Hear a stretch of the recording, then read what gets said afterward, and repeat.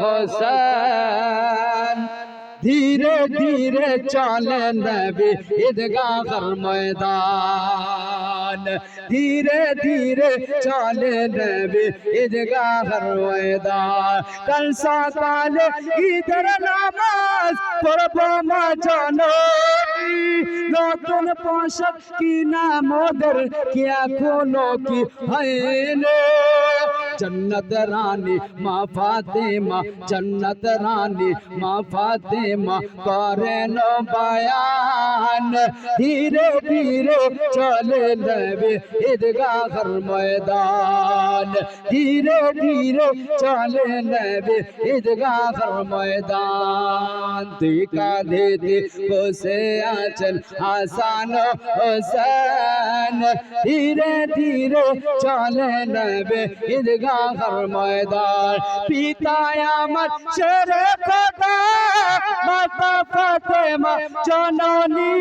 নানা আমার কমলিওয়ালা সে তো মক্কি মাদানী জোরে বল সুবহানাল্লাহ পিতা আমার শেরে খোদা মাতা ফাতেমা জননী নানা আমার কমলিওয়ালা সে তো মক্কি মাদানী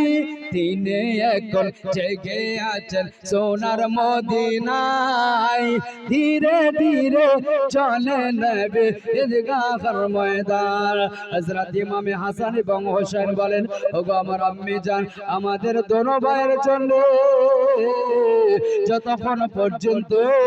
নতুন পোশাকের ব্যবস্থা না হবে আমরা ঈদগাহর ময়দানে যাব না হযরত ফাতেমা বলেন ওগো বেটা শোনো তোমরা তো জানো আমরা এত গরিব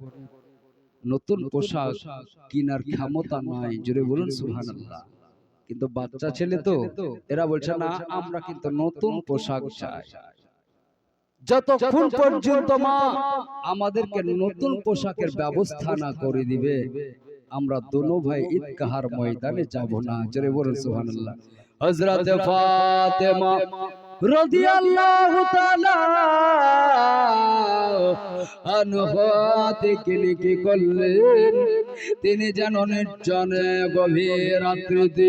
আল্লাহর দরবারে